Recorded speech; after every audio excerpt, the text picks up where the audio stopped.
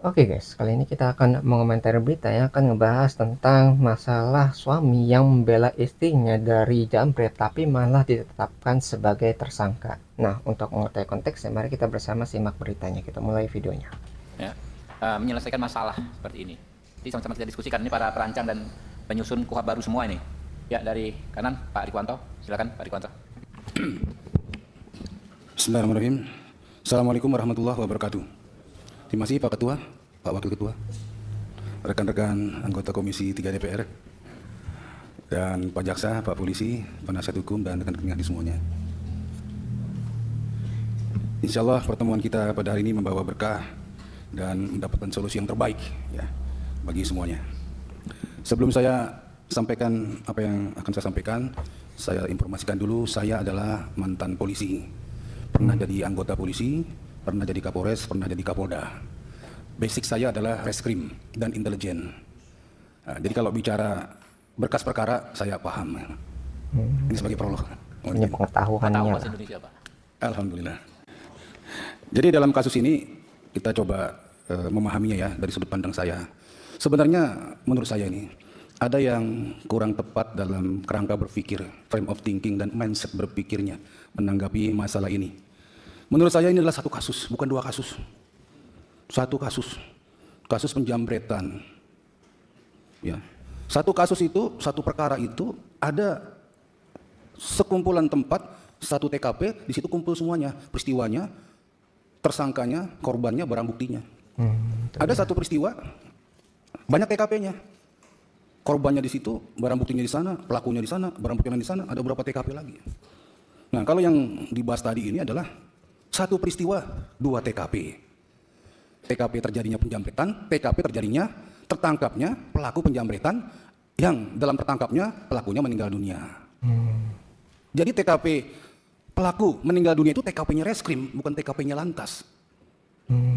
Ya, beda tempat tuh ya. Kalaupun lantas mau diminta tolong untuk olah TKP, boleh-boleh aja. Itu TKP-nya reskrim, satu berkas perkara. Karena satu konteks, satu kaitan.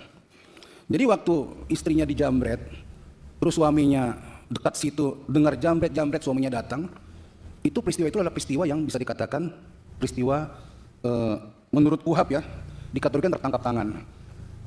Pada saat kejadian diketahui oleh orang, tidak lama setelah itu, atau ditemukan padanya barang bukti yang berkaitan, atau diteraki orang. Jadi suaminya itu dalam kondisi tertangkap tangan, istilah hukumnya. Jadi siapapun yang dalam kondisi jambret, entah suami, entah tukang bakso, tukang pecel, mengetahui itu, dia tergerak, dia bisa melakukan penindakan di lapangan. Oh ya, bisa Dia mengamankan. kejar, apalagi Ya. suaminya. Dia kejar. Dan dalam pengejaran itu, dia tujuannya adalah untuk menghentikan atau menangkap si pelaku. Tujuannya ya. Nah, waktu menghentikan menangkap si pelaku, apakah si pelakunya rela akan ditangkap? Nah, Mau nggak kira-kira? Nggak mau melarikan diri. jambretnya tuh ya. Yang mengejar ini berusaha untuk menangkap pelaku tindak pidana penjambretan. Dalam konteks menangkap itu terjadi peristiwa-peristiwa, ya. Tidak ada mens rea untuk membunuh dan lain-lain. Nah, terjadi upaya-upaya hukum yang dapat dipertanggungjawabkan, seperti memepet sampai menabrak. Ya, akibatnya tidak diperkirakan apa yang akan terjadi. Tetapi si pelaku itu tidak mengindahkan. Kalau dia mengindahkan nggak terjadi apa-apa. Ya, kalau misalnya berhenti gitu ya si motornya itu pasti nggak bakal jatuh, atau misalnya nyerahin tasnya mungkin bakal berhenti si suaminya, nggak bakal ngejar lagi gitu ya. Jadi ada alasannya kenapa si suami ini mengejar si jambret tadi, karena jambret itu nggak mau menyerah ya, nggak mau berhenti ataupun nggak mau menyerahkan tas yang sudah dicuri tadi gitu ya. Jadi emang salah si jambretnya ini yang telah melakukan kejahatan. Suaminya itu hanya merespon dari apa yang dilakukan oleh jambret tersebut. Kalau jambretnya itu nggak ngambil tas dari istrinya, mana mungkin si suaminya itu mengejar si jambret itu atau si orang tadi ya, si yang naik di atas motor itu. Seharusnya yang ngejar nggak seperti itulah. Jangan sampai nabrak-nabrak lah, jangan sampai mepet-mepet lah. Apa begitu yang kita inginkan? Atau dibalik aja, lebih sopan lagi. Harusnya ngejar itu mengawal aja, atau monggo mas silakan hati-hati di jalan, baik-baik ya. Betul ya. Apa seperti itu? Ya kan nggak begitu. Ya ini satu rangkaian. Jadi peristiwa matinya dua penjamret itu ada konteksnya dengan kejadian penjambretan itu, bukan ada situasi yang motifnya. terpisah. Ya, satu kasus, satu perkara. Ini kok tiba-tiba jadi dua? Nih mindset berpikir ya, kerangka berpikir ya. Ya, jadi kalau menurut saya sudah salah kaprah dari awal. Nggak begitu penanganannya. Apalagi kalau lalu lintas ya, Mas Mulyanto ya. Ini menerapkan pasal 310 ayat 1 Undang-Undang Lalu Lintas. Di sini kan ayat 4-nya yang meninggal dunia ya. Tapi unsur pasalnya kan karena lalainya, karena alpa. Kalau mau jujur, nggak masuk unsur pasalnya. Kalau lihat peristiwanya itu bukan lalai, bukan alpa, memang ditabrak, memang dipepet. Nggak ada lalai, nggak ada alpa di situ. Berarti ada upaya pasal untuk menghentikan dia. Nggak kena pasal 310 itu. Makanya nggak masuk pasal lalu lintas itu dan tidak ada peristiwa lalu lintas di situ. Yang ada peristiwa hot pursuit kalau Islam meminjam bahasa modernnya lah, pengejaran itu. Ya, satu kasus, satu peristiwa. Ini satu pasal, yaitu penjamretan, dan satu kasus, yaitu peristiwa penjamretan. Tidak ada kasus lalu lintas di sini. Ya, satu rangkaian itu. Jadi kalau kejadian sudah jelas, diurai sudah jelas, memang cukup unsur untuk dikatakan ini pidana penjamretan, dan reserse sudah bekerja, terpenuhi unsur itu, dan tersangkanya meninggal dunia, sehingga dihentikanlah kasusnya. Karena tersangka meninggal dunia. Case close, tutup, selesai. Nggak ada kasus lalu lintas itu. Terlalu jauh. Apalagi minta pendapat ahli. Maaf ya, apa sudah nggak mampu lagi berpikir sampai minta pendapat ahli untuk mindset yang seperti sesederhana itu gitu. Pak Ketua, bagi saya tidak ada kasus lalu lintas itu. Ya, yang ada kasus penjamretan, terungkap, terbukti, tersangka meninggal dunia, kasus tutup. Saya minta kasus ini dihentikan. Tidak ada debat-debat kusir lagi di sini. Ya, terima kasih, Pak Ketua. Ini mungkin nyambung ya, izin ya ke Pak Saparudin, biar nyambung dulu nanti ke Pak Nasir Jamil. Ini polisi juga nih, punya ilmunya juga. Silakan Pak Saparudin. Ya. Terima kasih pimpinan. Yang saya hormati pimpinan Komisi 3, anggota Komisi 3, Pak Kapolres dan Kajari Sleman, dan Bapak pengacara dari keluarga Pak Olia. Saya mau tanya dulu sama, mohon izin Pak, Ya, saya dialog langsung. Silakan. Pak Kapolres Sleman, sejak kapan jadi Kapolres Anda? Dihidupin Pak. 1 Januari tahun lalu, Bapak. Diinterogasi. 1 tahun ya. Siap. Anda sebelum jadi Kapolres sudah di asesmen belum? Siap, izin kami pada saat Kapolres masih AKBP juga sudah asesmen, Bapak. Sudah. Sudah baca belum KUHP dan KUHP baru? Siap, sudah baca, Bapak. KUHP undang nomor berapa? KUHP yang baru itu nomor berapa? Kalau sudah Anda sudah baca nomor berapa? Nomor 1.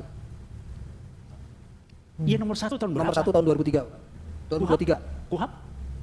2023. Ulangi. 2025. 25. Saya tanya Anda, karena ada kaitannya nanti di pasal di KUHP. Berlakunya kapan sih itu KUHP dengan KUHP? Sejak tanggal 2 Januari kemarin, Bapak. Kemarin kapan? Kemarin dulu. 2026. 2026. Siap. Jawabnya begitu kalau Anda Kapolres. Kemarin kok, kemarin apa? Anda Kapolres. Spesifik ya. Harus melihat sesuatu gitu loh. Nah, sudah disampaikan oleh Pak Riwanto tadi bahwa Pak Kapolri sudah baca pasal 34 KUHP. Sudah baca? Enggak. Ada di situ itu permasalahannya, Pak. Belum baca? Pasal 34 KUHP yang Undang-Undang nomor 20 tahun 2000 nomor 1 tahun 2023. Pasal 34 bawa enggak? Siap, terkait restoratif justice, Bapak. Bukan, pasal 34 KUHP. Anda itu datang ke sini tentang masalah pasal-pasal, tapi Anda tidak bawa KUHP. Kalau enggak saya pinjamkan, saya bawa. Bawa, Pak. Pasal 34. Saya yang baca.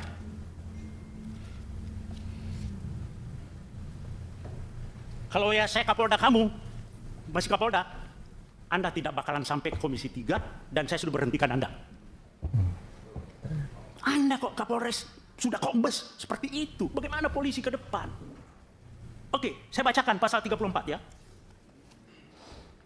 Pasal 34. Setiap orang yang terpaksa melakukan perbuatan yang dilarang tidak dipidana jika perbuatan tersebut dilakukan karena pembelaan terhadap serangan atau ancaman serangan ketika yang melawan hukum terhadap diri atau terhadap diri sendiri atau orang lain. Kehormatan dalam arti kesusilaan atau harta benda sendiri atau orang lain. Tuh. Jadi nyawa dan harta. Kalau Anda belum jelas, saya bacakan pasal 34 penjelasannya.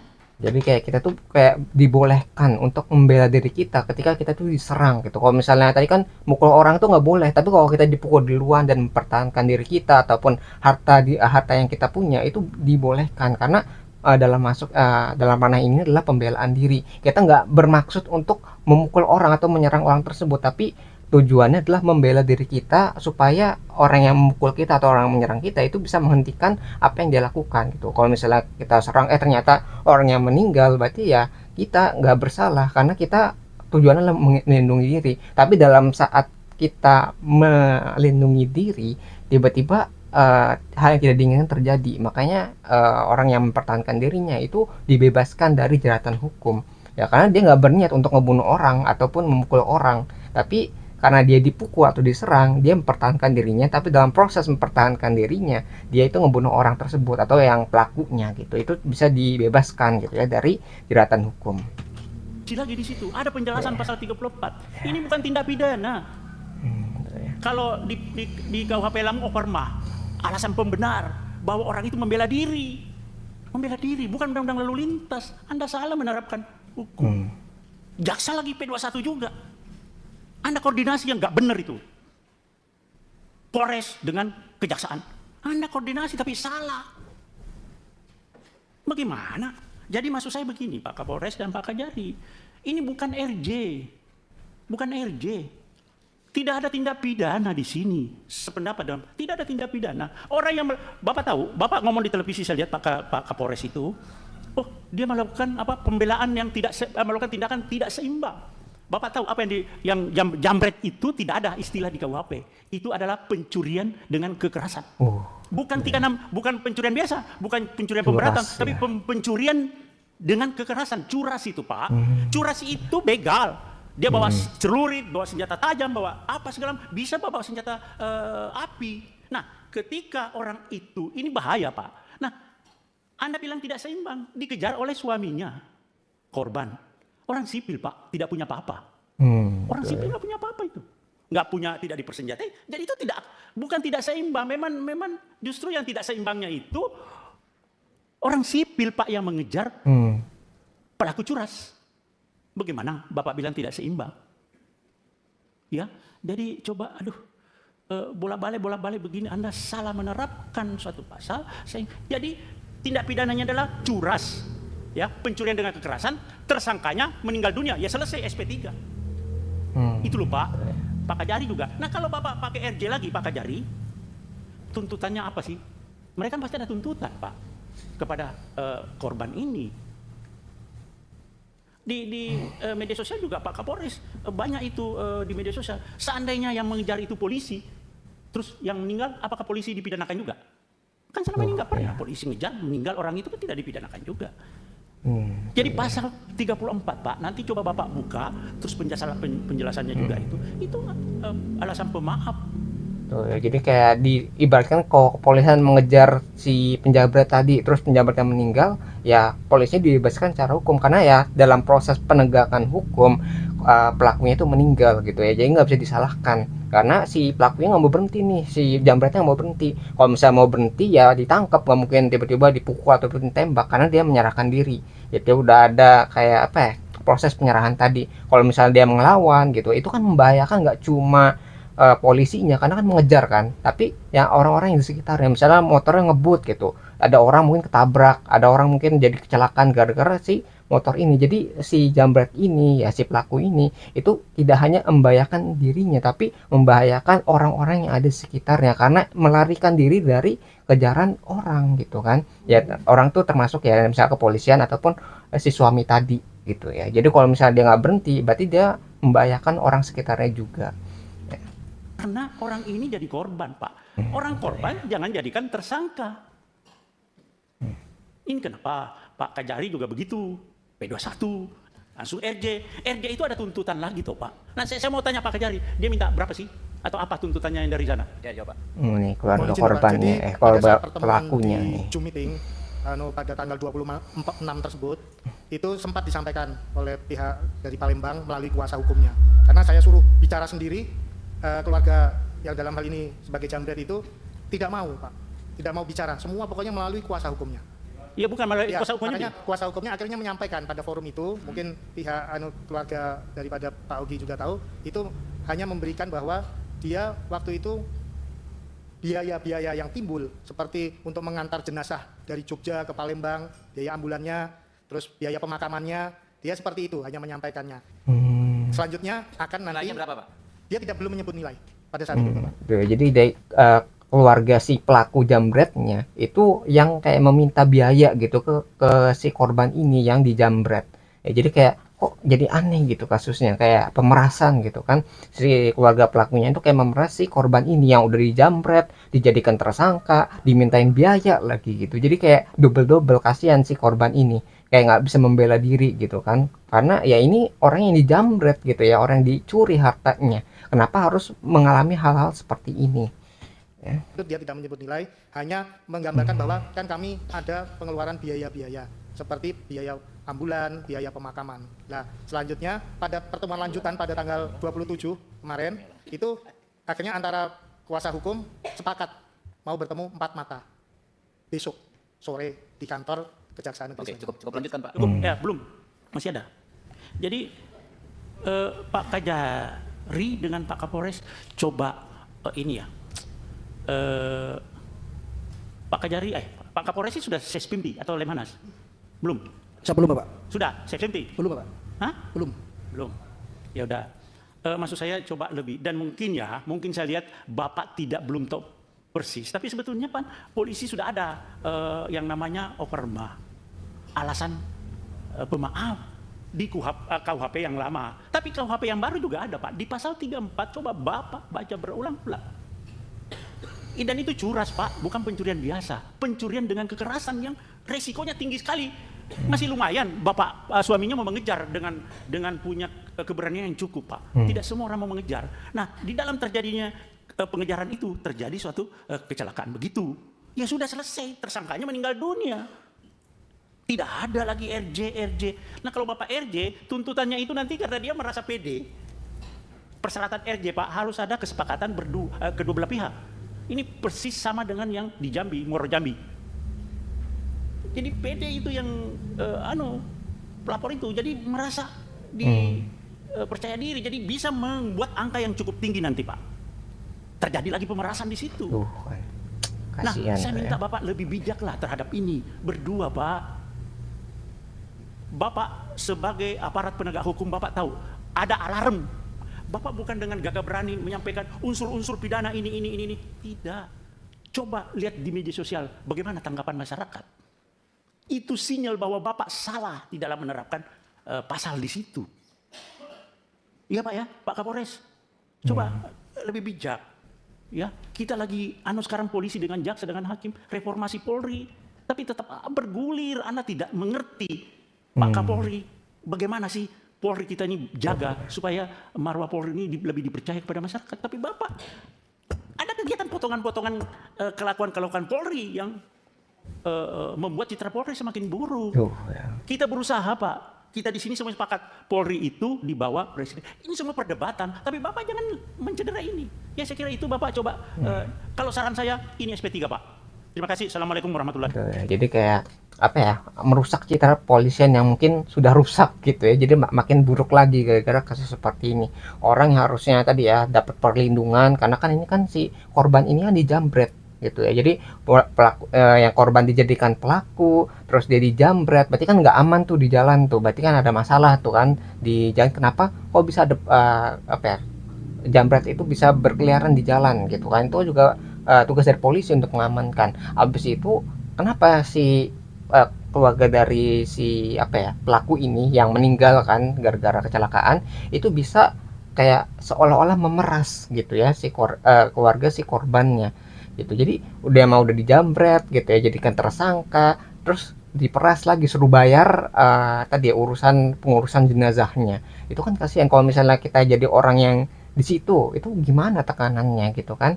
Ya kasihan banget ya. Jadi mungkin kasus ini jangan sampai terulang kembali, karena kayak nggak adil gitu. Kok orang yang harus jadi korban dilindungi, diayomi, diamankan dan sebagainya malah ditindas seperti ini. Nah itu yang mungkin kita bisa pelajari ya dari apa ya, DPR ini tentang yang menyecar gitu ya Kapolres di Sleman tentang masalah korban yang dijadikan tersangka.